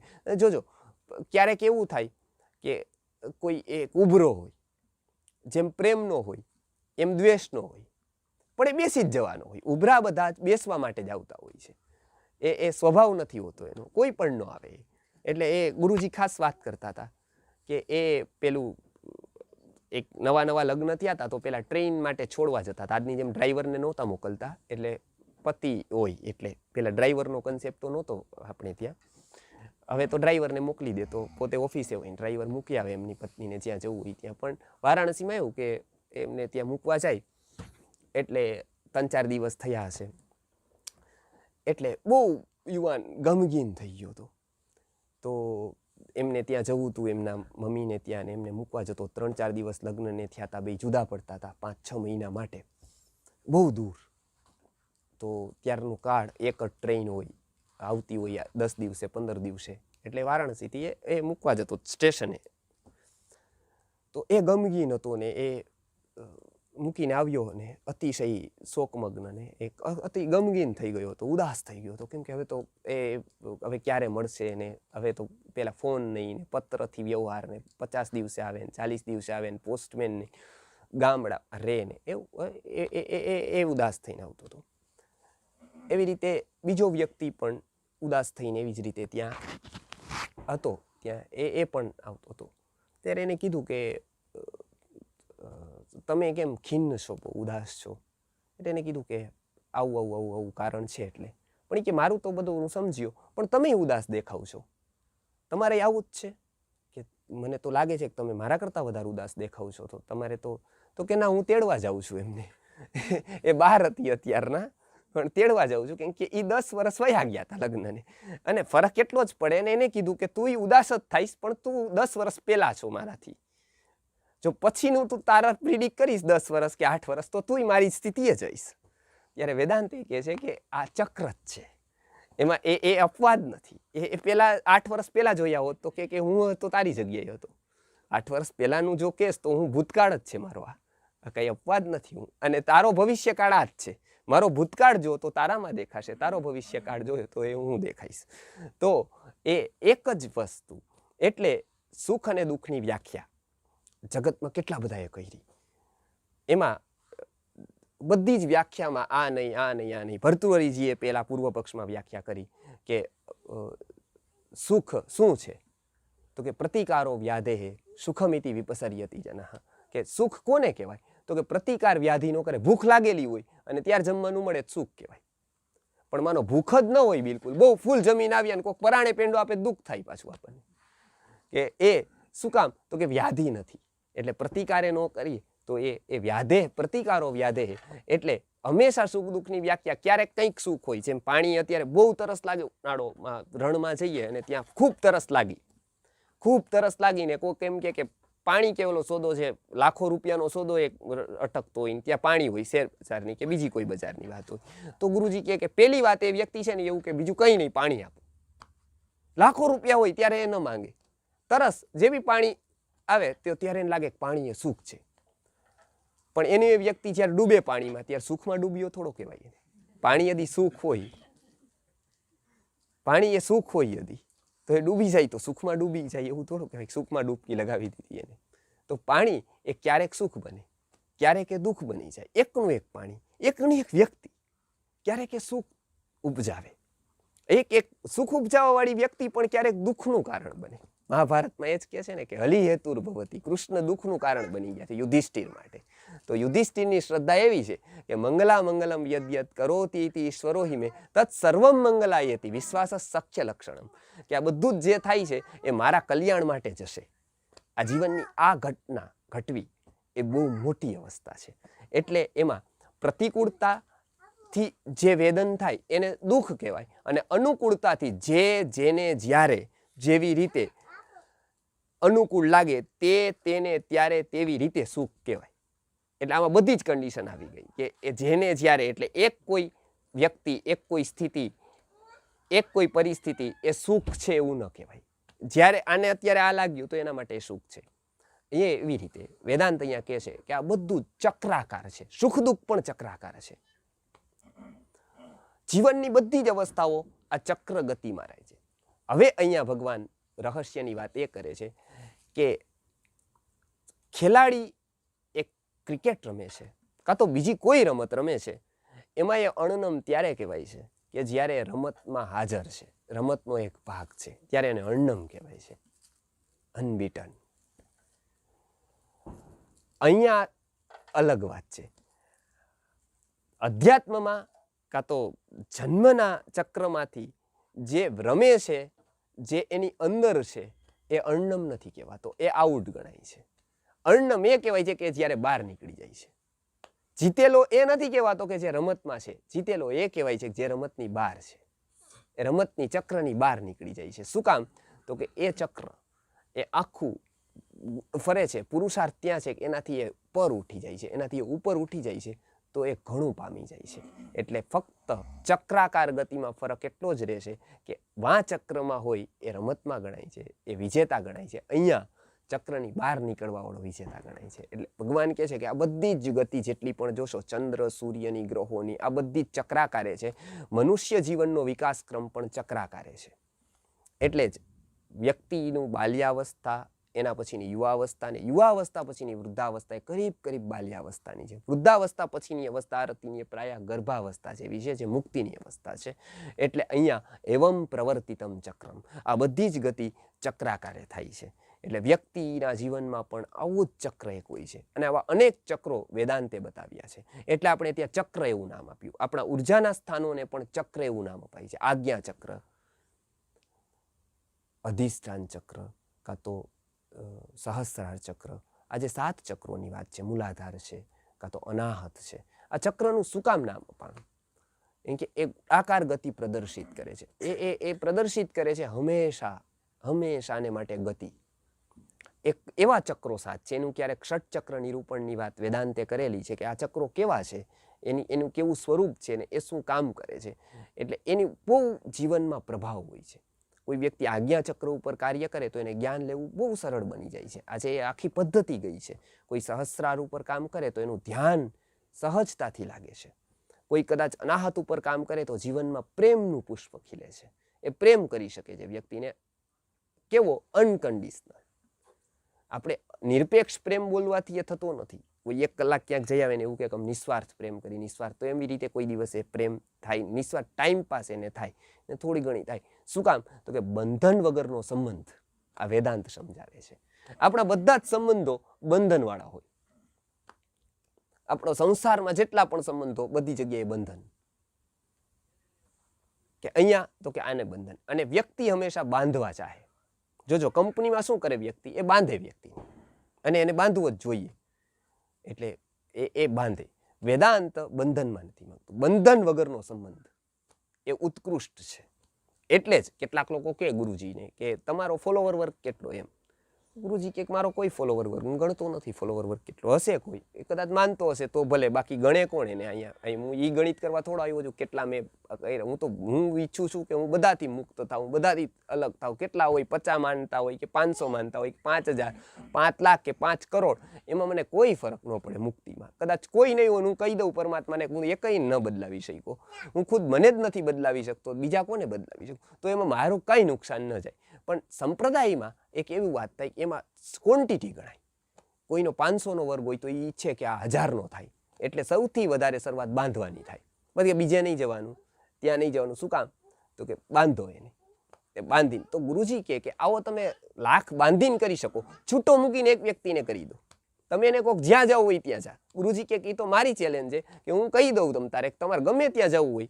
ઉલટું ગુરુજી કે મારું પ્રવચન ત્યારે તમને વધારે સમજાય કે જ્યારે તમે બીજા 5ના સાંભળીને આવો, ત્યારે તમને ખબર પડે, ત્યારે કદાચ મારા સુધી પહોંચો તમે. એટલે 5-10ના સાંભળો, બધે જ જાઓ, જ્યાં જવું હોય ત્યાં જાઓ. ત્યારે ગુરુજીનું એક અતિશય જે અલૌકિક પાસું કહેવાય, બધાથી અલગ. એ એક એવું હતું કે એ બંધન વગરનો સંબંધ હતો. એ વ્યક્તિને ક્યારેય બાંધવામાં માનતા નહોતા. એ કે એને કહો કે એ કંઈ બંધન જ નથી, એને સ્વતંત્રતા આપો. એ સ્વતંત્ર છે વ્યક્તિ હંમેશા. એને સ્વતંત્ર, એ જ્યાં હા એને એવું લાગે. અને આમાં જો વ્યક્તિ બંધાઈ જાય ને તો એ ડોળ એવી છે કે એ ક્યારેય છૂટી ન શકે. પછી એ વ્યક્તિ છે ને એ સ્વેચ્છાએ બંધાયો હોય. એને એ પ્રેસથી, એ દબાવથી, કોઈના કહેવાથી, કોઈની બીકથી એ બંધાયો ન હોય. આ જે થાય છે ને એ સ્નેહ તાંતણો છે ને એવો હોય છે. એટલે બંધન વગરનો સંબંધ આ વેદાંત સમજાવે છે. એટલે સંસારના બધા જ સંબંધો મોટા ભાગે બંધનના હોય છે. સંસારમાંથી કદાચ તારવાની વાત કરવાવાળો સંપ્રદાય પણ બીજી રીતે બાંધે છે ને કહે છે કે બીજે આમ કરવું તેમ કરવું. અહીંયા બંધન વગરના સંબંધની વાત કરે છે. એટલે વેદાંત અહીંયા કહે છે કે બંધન વગરનો સંબંધ બહુ મહત્વનું કારણ બને છે આ ચક્રમાંથી છૂટવાનું. વ્યક્તિ એવું યદી ઘટિત કરી શકે પોતાના જીવનમાં ક્યાંય એક જગ્યાએ કે ત્યાં બંધન વગરનો સંબંધ છે. કોઈ પરમાત્મા સાથે પણ આ છે, આપણો પણ બાંધવાનો સંબંધ છે. આપણે પણ ભગવાનને શું કહીએ, તું આવું કરી દે તો હું તને આવું કરું, આવું કરી દે. અને કદાચ આપણે માનો સારી વાત કરી અને આપણને કદાચ બહુ મોટું પાપ હોય ને કદાચ આપણને સારું ફળ ન મળે, કદાચ પૂર્વનું પાપ હોય તો કદાચ સારું ફળ ન મળે. પણ એવું નથી કે આપણું એ નથી નોંધાણું, પણ આપણને એવું થાય કે હું ઘણું સારું કામ કર્યું તોય મને આ દુઃખ પડ્યું એટલે મેં છોડી દીધું. શું હતું એનું? એને એવું હતું કે હું સારું કામ કરું તો મને અત્યારે ને અત્યારે સારું ફળ મળવું જોઈએ, આ જરૂરી નથી. એટલે આ એક બંધન વગરના સંબંધની વાત કરે છે. એ બહુ મોટો એક વિચાર છે વેદાંતનો કે બંધન વગરનો સંબંધ. અને એ પરમાત્મા સાથે ઘટિત ત્યારે થાય કે કોઈ પણ પ્રકારના નિરપેક્ષ, અહીંયા વેદાંત જે વાત કરે છે ને પરમાત્મા સુધીની યાત્રાની, એ આ બધા પડાવ છે એના. બંધન વગરનો સંબંધ, નિરપેક્ષ ભાવ પ્રભુ ઉપરનો, કે એની પાસેથી કોઈ અપેક્ષા જ ન રહે, ત્યારે આ વાત ઘટિત થાય. એ ચેતનાનું એ સ્તર આવે. અહીંયા એ ચક્રાકાર ગતિની વાત કરે છે. એટલે ચાર એમાં આપણે વાત જોઈ. એક તો અરતિ અવસ્થા, એક આત્મરતિ અવસ્થા, સજાતીય રતિ અવસ્થા અને વિજાતીય રતિ અવસ્થા. વિજાતીય રતિ અવસ્થા સુધીથી અરતિએ પહોંચવું હોય જો વ્યક્તિને તો આ ચારે ચાર પાસ કરવી પડે. એના માટે વ્યક્તિને માટે સ્વાધ્યાય છે, પ્રવચન છે, ઘણા બધા પ્રયોગો વેદાંતે આપ્યા છે આ ચાર અવસ્થાએ કરીને. આ ચક્ર છે. વેદાંત આવી રીતે ચક્રાકાર ગતિની ઘણી વાત કરે છે. ગ્રહોની, ઉપગ્રહોની, પૃથ્વીની અને મનુષ્યના જીવનના દરેક સ્તરની ગતિ આ ચક્રાકાર છે. એટલે વેદાંત કહે છે કે કંઈ તમને જે અવસ્થા મળી એનો તમે ઉપયોગ ન કરો, એટલે જ્યારથી તમારું ચક્ર શરૂ થયું ને ત્યાં પાછા તમે આવી જાઓ.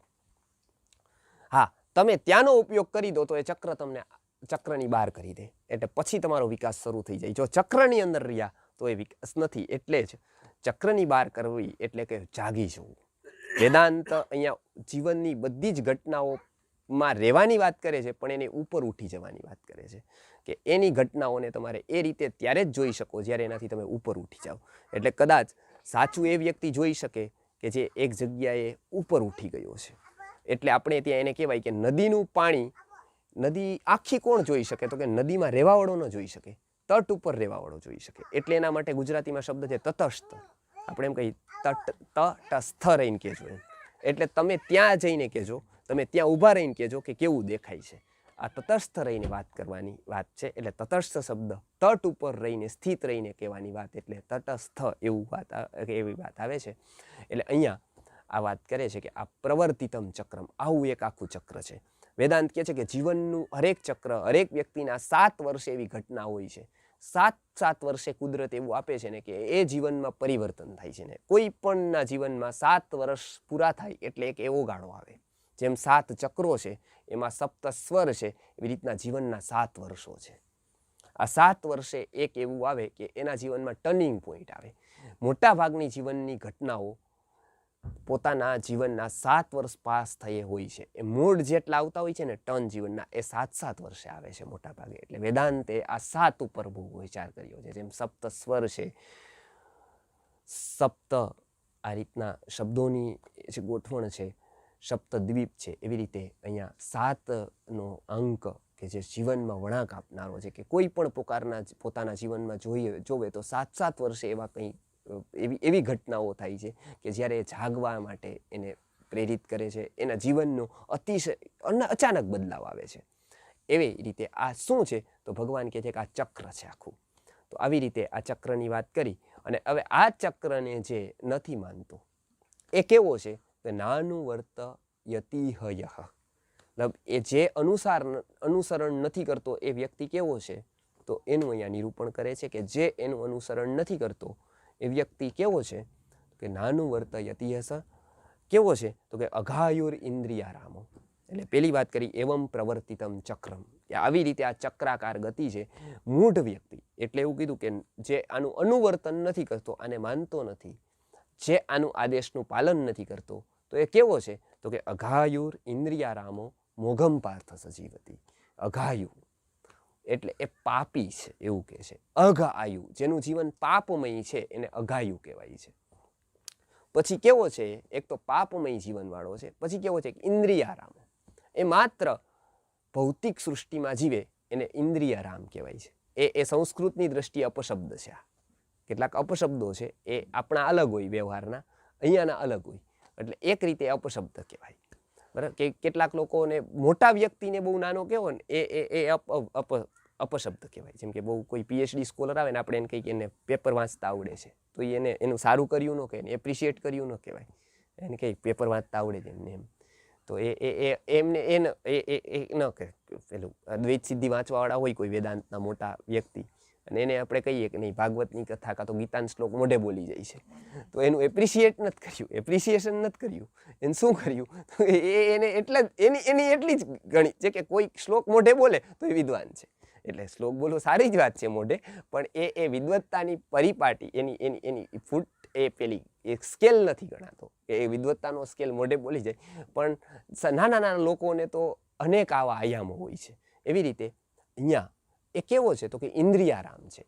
ભૌતિક સૃષ્ટિમાં જીવવાવાળો વ્યક્તિ, ભૌતિકતાને સર્વસ્વ માનવાવાળો વ્યક્તિ, કાં તો ભૌતિકતામાંથી જેને ઉપર જ નથી ઉઠવું, આવા વ્યક્તિને ગીતાકાર ઇન્દ્રિયારામ કહે છે, કે એ જ એનું જીવન છે, બધી બાજુ એ જ. અને એમના માટે સારા કામો થતા હોય, એવું નથી કે કંઈક સારા કામ ન કરતો હોય. ગીતાકાર કહે છે કે એનું મુખ કઈ તરફ છે ને એ ઉપરથી એની ગતિ નક્કી થાય છે.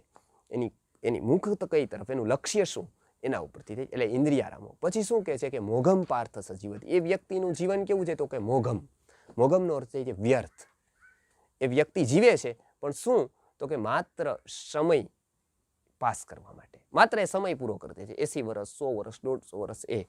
એટલે ગીતા અહીંયા એ શીખવે છે કે જીવનમાં વર્ષો ભરવા એના કરતાં વર્ષોમાં જીવન ભરવું.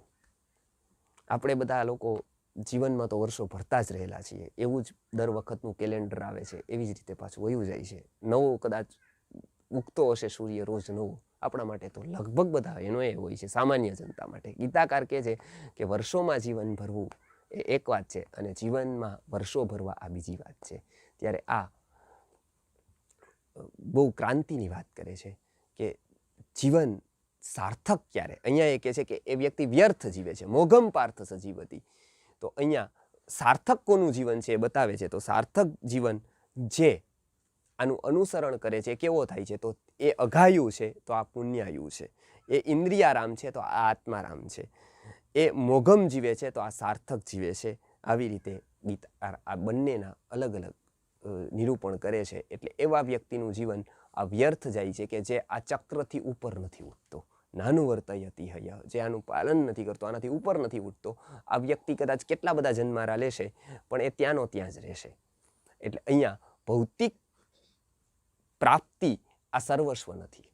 કોઈએ ભૌતિકમાં બધું જ મેળવી લીધું તો પણ એની પ્રાપ્તિ સર્વસ્વ થતી નથી, કેમ કે એમનો કોઈ અંત જ આવવાનો નથી. એટલે ભૌતિક પ્રાપ્તિ આ સર્વસ્વ નહીં માનવી. બીજી વાત કે ભૌતિકતાથી ઉપર ઉઠી જવું. ભૌતિકતા છોડવી એવું નથી કહેતા ગીતા. ગીતાકારનું કહેવાનું એ નથી. અહીંયા થોડો ફરક છે. બીજા બધા કહે છે કે છોડો, એ આ એવું નથી કહેતા. આ એમની કહે છે કે ત્યાંથી જાગો, ઉપર ઉઠી જાઓ.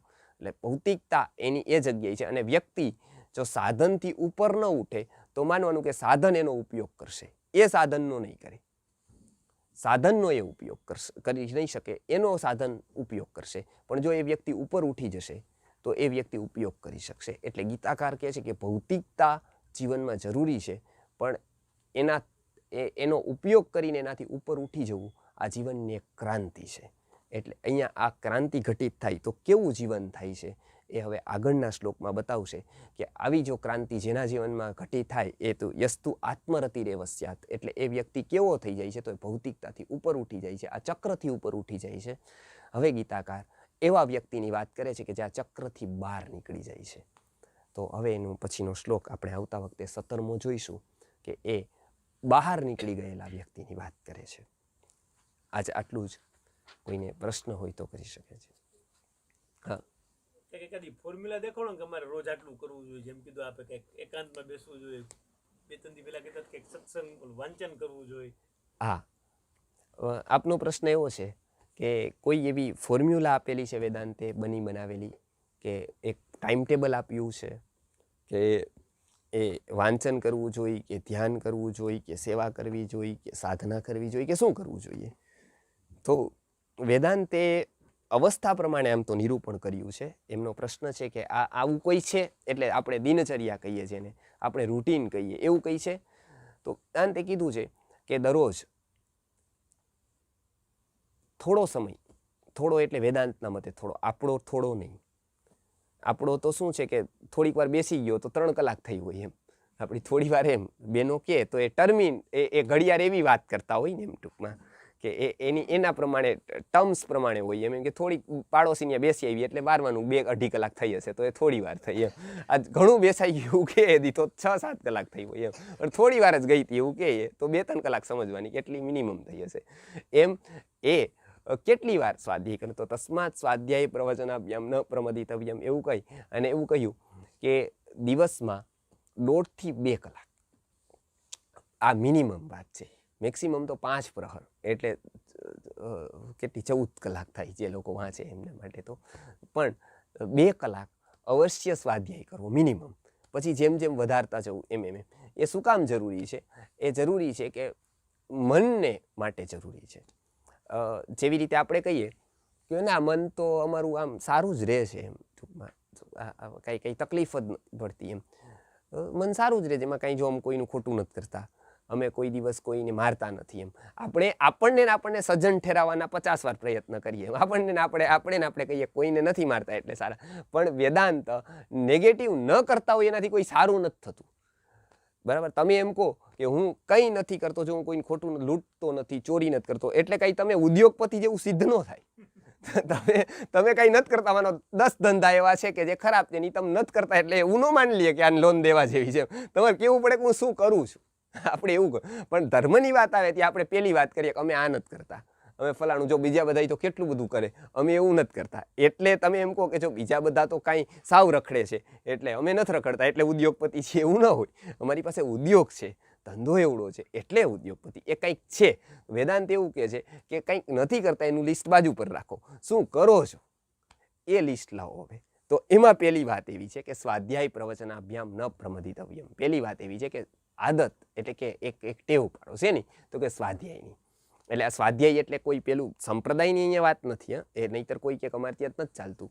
હમણાં કીધું હતું કે સ્વાધ્યાય અમારે ત્યાં જ નથી ચાલતું, તો કીધા ચલાવવાનું નથી હોતું, હા તો તમારે જ શરૂ કરવાનું હોય ત્યાં. નહીંતર એમાંય શું થાય કે એમાંય સ્વાધ્યાયમાં જવું એ એક પેલું થઈ જાય છે કે ત્યાંય પછી ગ્રંથ તો બાજુમાં રહે છે. પછી પેલા બેન કેમ ન આવ્યા, પછી ઈ બેન ને પછી કેમ ત્યાં દીકરી આવી, તો કેટલા દિવસ રોકાવાની છે.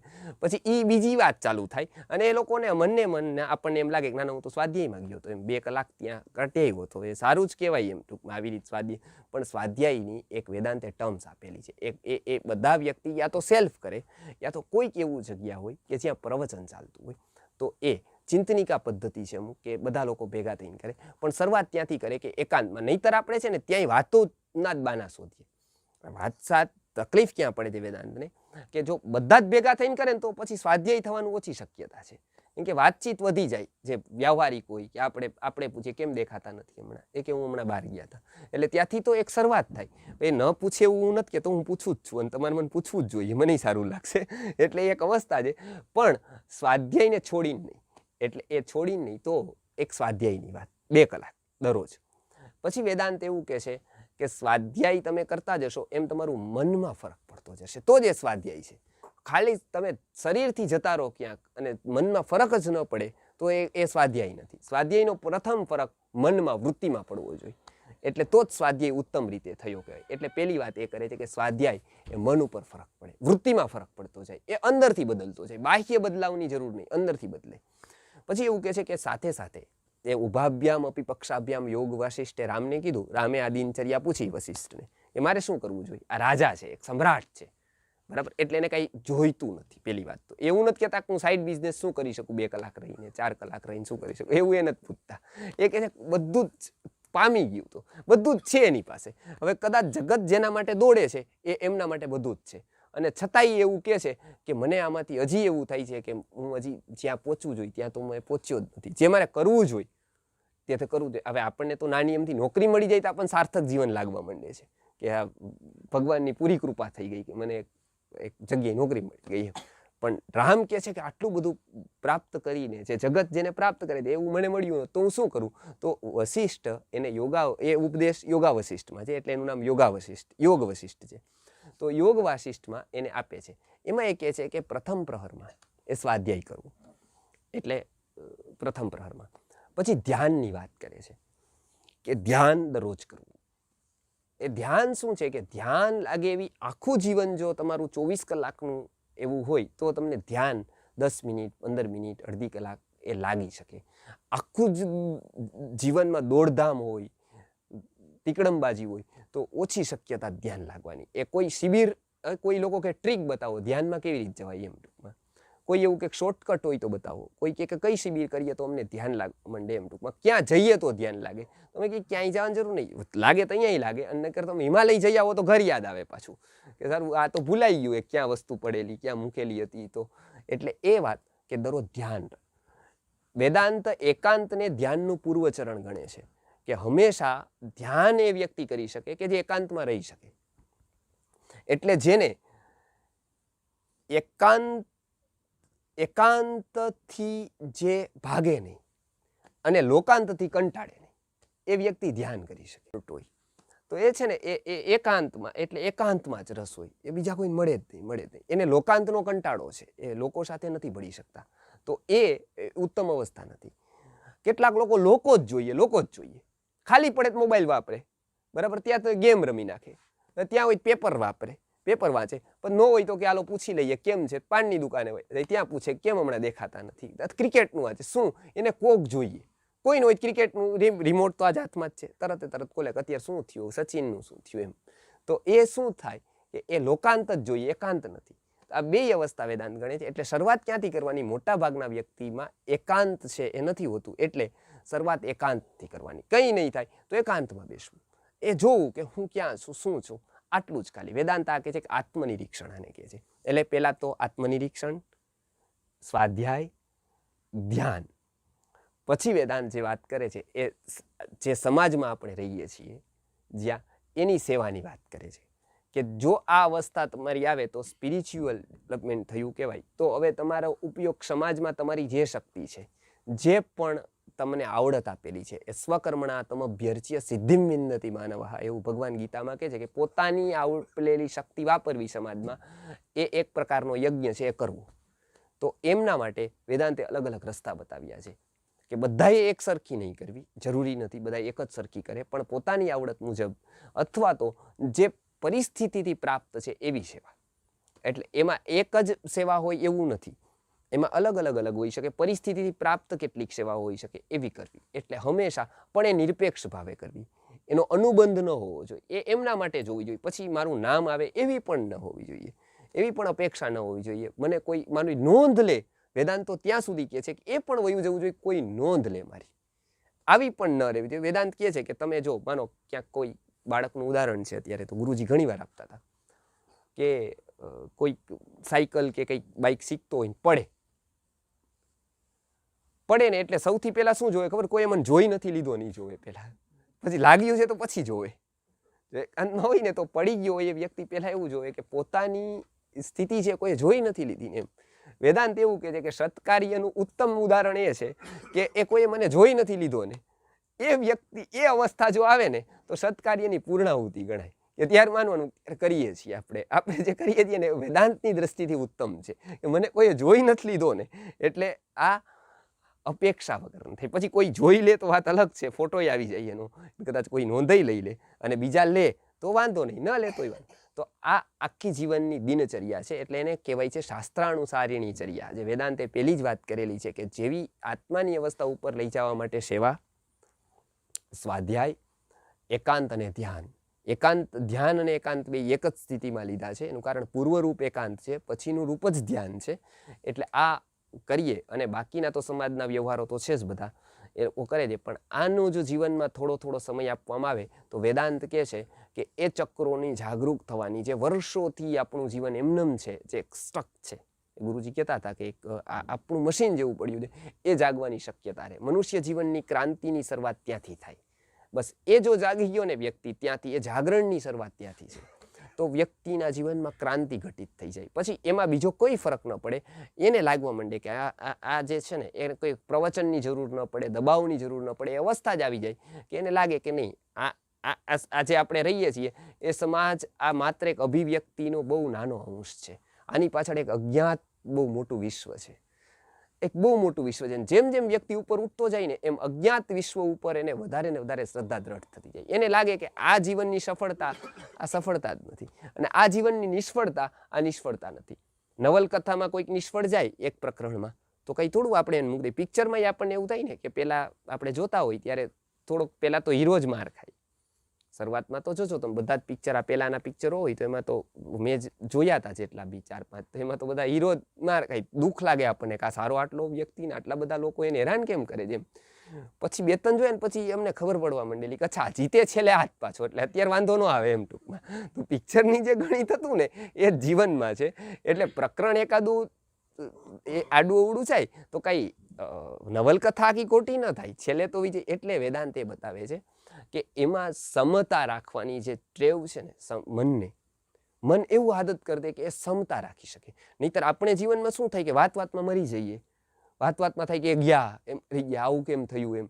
તો એ છે ને એ ઇરિટેટ બહુ થાય. પેલું વ્યક્તિ કંઈક આપણાથી વિરોધ કરે તો આપણે તો બહુ ધુઆફુઆ થઈ જઈએ એમ કે આ શું થઈ જશે, શું થઈ જશે. વેદાંત કહે છે કે જો ક્ષમતા જીવનમાં ઘટિત થાય ને તો ક્રાંતિ મોટી ઘટિત થઈ જાય. કે એ વ્યક્તિ આનાથી લાગે કે આ બી બરાબર હોઈ શકે, આમ બરાબર હોઈ શકે. તો વિપરીત ઘટનાને સ્વીકાર જેટલું મન કરતું જાય ને, કેમ કે બોધ એવો થઈ જાય કે આખું જીવન બહુ વિશાળ છે, અનેક પ્રકારના વિરોધો. આપણે શું થાય કે એક બી પ્રકારનો વિરોધ આપણું મન સહન નથી કરી શકતું. અને એટલે જ આપણા સંબંધો બધા કાગળના છે. ક્યાં સુધી છે કે જ્યાં સુધી વ્યક્તિ પ્રતિકૂળ નથી બોલતો ત્યાં સુધી. પ્રતિકૂળ બોલે તે દિવસે આપણે એને છોડી દઈએ. આજ સુધી અનુકૂળ હતું, આપણો હિસાબ મન એવું ન લગાવે કે આજ સુધીના 2-5,000 વાક્યો અનુકૂળ, 5 લાખ વાક્યો અનુકૂળ, એક જ વારે પ્રતિકૂળ અને મને લાગ્યું. પણ નહીં, મને એવું કે ના, મને પ્રતિકૂળ ને તો એને છોડી જ દેવું છે, તો એ સાચું ન જોઈ. આ મન છે ને એ અહંકાર છે. એટલે ગુરુજી એ કહેતા હતા કે હંમેશા આ બધું કરતા કરતા શું આદત પાડવાની, નહીતર પછી છે ને આ અહંકારનો એક વિષય થાય આપણો. એ તો બનવો ન જોઈએ પાછો. એટલે બહેનોને ખાસ કરીને ગુરુજી કહેતા હતા આ બધું કરી નહીં પાછું આ અહંકારના વિષયમાં નો એડ થવું જોઈએ. આટલું બધું હું કરું છું એ મારા મનમાં અહંકારનો વિષય ન બનવો જોઈએ. નહીં ક્યારેક વાર આપણા સત્કાર્યો બી અહંકાર પુષ્ટ કરવાનું એક સાધન બને. એટલે સત્કાર્યો નહીં છોડવાના. ઓલું રોટલીનું ગુરુજી ઘણી વાર ઉદાહરણ આપે કે બહેનો જોજો શું કરે કે રોટલી કરે ને તો પહેલાં એને સાફ કરે, તપાવે, ત્યાંથી ઘઉંની રોટલીની પૂર્વાવસ્થાની યાત્રા શરૂ થઈ જાય. બરાબર. એનું એન્ડ ફોર્મ એ ગુરુજીની એમાં બહુ માસ્ટરી હતી. ફરસાણ, આન, પાક ને ઓલું કેટલું બધું ઇન્ડસ્ટ્રીયાલિસ્ટ થઈ શકત જો અત્યારે એમને થોડી બુદ્ધિ એમાં વાપરી દીધી હોય વેદાંતના ગ્રંથો કરતા, તો આ બધું તો બહુ આસાન હતું. આ કાંઈ અમને તો લાગે છે કેટલું બધું, એટલો બોધ કે આ આટલું શેકીને નાખી તો આવો ટેસ્ટ આવે, નો શેકી, એટલો બધો બોધ અમે તો એટલું ન શીખી શક્યા. પણ એનું બહુ સારું. તો એક શું કરે કે ઘઉંને તપાવે, પછી આમ કરે, પછી એ કિચન કેમિસ્ટમાં ક્યારેક અમે કહેશું ગુરુજીનું ઘણું બધું લખેલું છે ને, તો એ પછી એન્ડ પ્રોડક્ટ બને, એ રોટલી બને ને. રોટલી પછી શું કરે કે રોટલી અંતે જતા છેલ્લી અવસ્થા રોટલીની આવે ને રોટલી ફૂલાય. ખબર છે ને, આ કદાચ મનુષ્ય જીવનની જ કથા હોય એવી રોટલીની કથા છે, બરાબર ને. એટલે અવસ્થા છેલ્લી આવે ને એ રોટલી ફૂલાય. એટલે આ બધા નો છે ને એને ટેવ હોય કે એને ફૂલાવા ન દે, કે આટલું કરી નહીં પણ એ ઉપર મારે એને કે આટલું કરીને એને ફૂલાવાનું તો નહીં જ એમ. એટલે અહંકાર તો છેલ્લે બી ન જોઈએ. ગુરુજી આ ઉદાહરણથી કહેતા હતા. એટલે આ બધી જ વાત અહંકાર પુષ્ટ કરવાને માટે ન હોવી જોઈએ. નહીતર કેટલાકને શું થાય કે જે વસ્તુ વિકાસ માટે શરૂ કરી એની પૂર્ણાહુતિ મોટે ભાગે અહંકારમાં થતી હોય કે આમાં આટલું કરું ને એટલે હું બહુ મોટો એમ. એટલે એ વાત એક ના આવે કે એ એક સાધના તરીકે કર્તવ્ય તરીકે થતી હોય. કેમ કે જેમ જેમ આ બધું શું થાય છે કે આ જગત સર્વસ્વ લાગશે ને તો આ અહંકારમાં પરિણત થશે. અજ્ઞાત મોટું લાગશે ને તો જ્ઞાત નાનું લાગશે. તો અહંકાર રિમૂવ થવાની મોટી શક્યતા. અજ્ઞાતને માનવું એટલે બીજા કોઈને ફરક ન પડે કે પડે હોય કે ન હોય, આપણને બહુ મોટો ફરક પડે છે. શું કામ? આપણે એવું ક્યારે ઈચ્છીએ કે શેરીને કૂતરા મારું સન્માન કરે, કે કાલ સવારે હું એવોર્ડ લઈને આવું, માનો હું પહેલા નંબરે પાસ થાવ તો કૂતરા મારું સન્માન કરે, 5 કિશોરભાઈ માનો રાખ્યા હોય, પાડ્યા હોય અહીંયા, તો એવી ઈચ્છા થાય કે આપણે 5 સ્વાગત કેમ ન કરવા આવ્યા, 2-3 સ્વાગત, અને આપણને ખોટું લાગી જાય જો આવ્યા મારી નોંધ ન લીધી એમ. શું કામ? કેમ કે આપણે ઈચ્છીએ છીએ, આપણે શું જાણીએ છીએ, કૂતરાની તો બહુ નાનું વિશ્વ છે એનું, તો એની તો કઈ કેટેગરી ને એમ કેટલી બુદ્ધિ, અને કદાચ બસે કે મને એપ્રિશિએટ કરે, એ પૂછી પટપટાવતું આવે તો રોટલી દઈ તો આવે, નો કદાચ એ ભસે તોય કેટલી કિંમત, બરાબર. અને કદાચ કાંઈ નો ભસે ને પૂંછડી પટપટાવતો હોય, આપણે એની કિંમત નથી લેતા કાંઈ. શું કામ? આપણા માટે એ બહુ નાનો હિસ્સો છે. જ્ઞાત જગત તો અતિ નાનો, અતિ સૂક્ષ્મ, બરાબર. એટલે કીડીઓ છે એને આપણે દઈએ રોટલી, એટલી જ પ્રેમથી દઈએ, પણ એ નોંધ ન લેતા આપણે એને કંઈ બહુ ફિકર નથી કરતા. પણ એ જ વાત આપણે ભિખારીને દઈએ ને, કાં તો કોઈ વ્યક્તિને, એટલે તરત જ આપણું મન કે લાઈક કીધું નહીં હો કે સેટ બહુ મોટા, એવું તો ન કીધું એમ ટૂંકમાં. એટલે આપણું મન, આપણે એને કહીએ નહીં તે કેમ ન કીધું, પણ આપણું મન માગતું રહે. પછી 2-3 વાર પછી એ કે ના ના તમે તો બહુ મોટા એમ ટૂંકમાં, અને ઘણી તમારી કૃપા છે એમ. તો આપણને એમ લાગે કે ના ના આ વ્યક્તિ તો સારો છે ગમે તેમ. તો શું કામ? કે એ મન માગતું રહે. એને ન કેવું જોઈએ એવું ને, વેદાંત પાછું એને કહે છે કે એને તો કેવું જ જોઈએ, પણ એ આપણા મને ન માગવું જોઈએ. આ બે ઉપર એ કહે છે કે એને ન કેવું જોઈએ, એને તો કહેવાની ટેવ પડવી જ જોઈએ કે થેન્ક યુ, કાં તો આભારની લાગણી. પણ આ એક અહંકારના વિષયમાં વાત કરે છે કે એવું શું કામ થશે, તો કે અજ્ઞાત વિશ્વ જેટલું આપણા તરફ મોટું થતું જશે ને એટલું જ્ઞાત વિશ્વ નાનું થતું જશે. એટલે જ્ઞાત વિશ્વ છે ને એનો આઘાત કાં તો પ્રત્યાઘાત આપણને બહુ અસર નહીં કરે, જેવી રીતે કૂતરાના ઉદાહરણમાં, કેમ કે એ બહુ નાનો હિસ્સો છે. પણ આપણા માટે જ્ઞાત વિશ્વ જો બહુ મોટું હશે તો આઘાત પ્રત્યાઘાત એટલા જ ભયંકર મન ઉપર થશે. અજ્ઞાત વિશ્વ મોટું હશે તો જ્ઞાત વિશ્વના નહીં થાય. આટલું જ છે.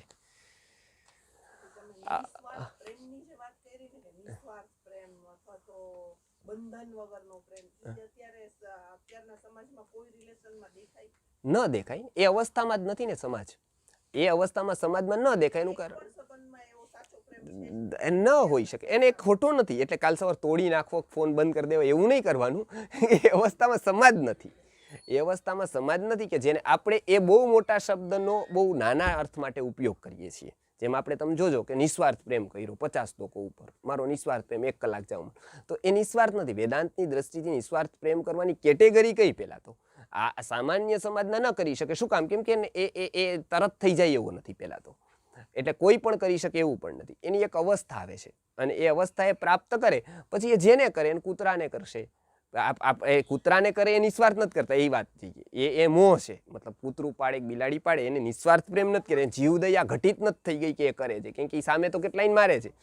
પણ નિસ્વાર્થ પ્રેમની એક સ્થિતિ આવે, કેમ કે પ્રેમની જ એક સ્થિતિ છે, નિસ્વાર્થ છોડ દો, એ પ્રેમ જ કરવો કઠિન, નિસ્વાર્થ તો બહુ દૂરની વાત. સ્વાર્થ નિસ્વાર્થ જવા દો, પ્રેમ જ પેલી વાત, પ્રેમ જ થવો કઠિન, બરાબર. કેમ કે એ બધા જ ન કરી શકે. પહેલા તો આ બધા શું કરે કે પેલું લેટર લખે, લવ લેટર, એને બહુ નાનો શબ્દ લખ્યો ને પેલી વાર કે લવ લેટર લખે, તો એ એમ કે આને પ્રેમ થઈ ગયો છે. પણ વેદાંત તો એવું કહે છે કે પ્રેમ હોય જ નહીં, પ્રેમ કરવાની તેનામાં કોઈ સંભાવના જ નથી. એ મનની અવસ્થા જ નથી કે કોઈ પ્રેમ કરી શકે. એમ મોહ હોય, બે વ્યક્તિ હોય તો એને મોહ હોય એકબીજાને, એવું થઈ શકે. પ્રેમ જ ન હોય. પ્રેમ એટલે કોઈ, આપણે તો એ પ્રેમ શબ્દ શું લીધો કે સ્ત્રીનો પુરુષ સાથે થાય અને કોઈ એક સાથે થાય એને જ પ્રેમ કહેવાય. તો એવો પ્રેમનો અર્થ જ નથી. નારદે પ્રેમની વ્યાખ્યા કરી પહેલી વાર, સાતું પરમ પ્રેમ સ્વરૂપા અમૃત રૂપા છે. તો એ અનેક સાથે થઈ શકે એવું કંઈ નથી. એને શરીરનો સંબંધ નથી. પહેલી વાર તો મનનો સ્થાયી ગુણ છે પ્રેમ. આપણે એને બીજી જગ્યાએ લઈ ગયા જે મોહથી એ વાત, કેમ કે એ તો ઉપરનો છે ને. એ બીજો સંબંધ જે શરીરનો છે એ તો ચામડીનો છે, એ તો અતિશય ઉપરનો છે, એ કઈ ગહેરાઈનો થોડો છે. એટલે પ્રેમ છે એને નાને કાંઈ સંબંધ નથી. પહેલા તો મોહને અથવા શરીર સંબંધને અને પ્રેમને આ કોઈ સંબંધ નથી. એટલે પહેલા તો પ્રેમ જ થઈ શકે એવું નથી, એ બધા જ ન કરી શકે. નિસ્વાર્થ પ્રેમ તો એના ઉપરની વાત આવે. એટલે નિસ્વાર્થ પ્રેમ કરી શકે એવો સમાજ બહુ ઓછાઈ જગ્યાએ થાય. એવો ન થઈ શકે. એટલે અત્યારે એવો નથી. એટલે એમાં સમાજનું કંઈ નથી, એનું સ્તર જ નથી.